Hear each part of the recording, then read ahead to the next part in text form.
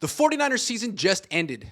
They lost 41-6 to the Seattle Seahawks and got thoroughly outplayed and outcoached in all phases. They actually lost to Sam Darnold for the second time in 3 weeks, and this time he was injured. Embarrassing. With that in mind, here are the Niners' grades for this performance. Quarterback, D. To be fair, Brock Purdy didn't have any healthy receivers who were good, nor did he have George Kittle, and he was facing a great defense. Still, the Seahawks dared him to check it down all game. The checkdowns were available, and yet he ran for more than 400 yards behind the line of scrimmage as he hunted big plays that just weren't there. And he didn't have to do all that running. His pass protection was good enough, which means Purdy played right into the Seahawks' hands. And he turned the ball over twice, and his passer rating was 54.6, which is worse than any playoff game Jimmy Garoppolo ever had. Every time Purdy plays the Seahawks, he gets worse. They own him. He needs to adjust, or they eventually will put him out of business. Running backs, D+. Christian McCaffrey had 35 rushing yards and 39 receiving yards. The Seahawks own him too.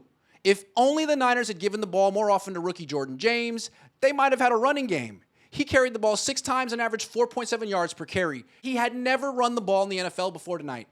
Ridiculous. Wide receivers, F. They caught 3 passes for 24 yards. To be fair to Ricky Pearsall, he was playing with the PCL injury that ended McCaffrey's season last year. The rest of the wide receivers have no excuses. They all need to be replaced. Tight ends, F.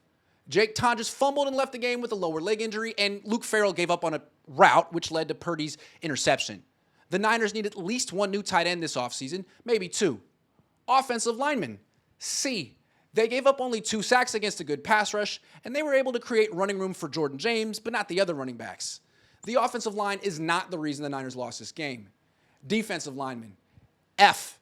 They gave up 175 rushing yards and 3 rushing touchdowns. Of all the players in the defensive line, only rookie C.J. West played well. The rest were liabilities. The Niners need to beef up this position or else they'll never stop the Seahawks' ground attack. Linebackers, F. The Niners benched Garrett Wallow for D. Winters, and that was a huge mistake. On every play, Winters seemed confused about where he's supposed to line up and what he's supposed to do. They need to replace him. They already did. They got to replace him again. Defensive backs, F. In 3 games against Sam Darnold this season, the Niners intercepted him 0 times. Hard to do. Special teams, C. Eddie Pinheiro made all of his field goal attempts, but he also tried to trip Seahawks kick returner Rashid Shaheed during a 95-yard touchdown return, and that's against the rules. Coaches, F. Robert Saleh coached like a man who interviewed for 2 head coaching vacancies on Thursday and will interview for 2 more tomorrow. He made no adjustments from the last time he faced the Seahawks 2 weeks ago. Once again, he let the Seahawks run at will and failed to put the game in Sam Darnold's hands. Saleh was so bad, he might have to stay with the Niners for 1 more season, which is a silver lining. But here's the harsh reality. Mike Macdonald owns Kyle Shanahan.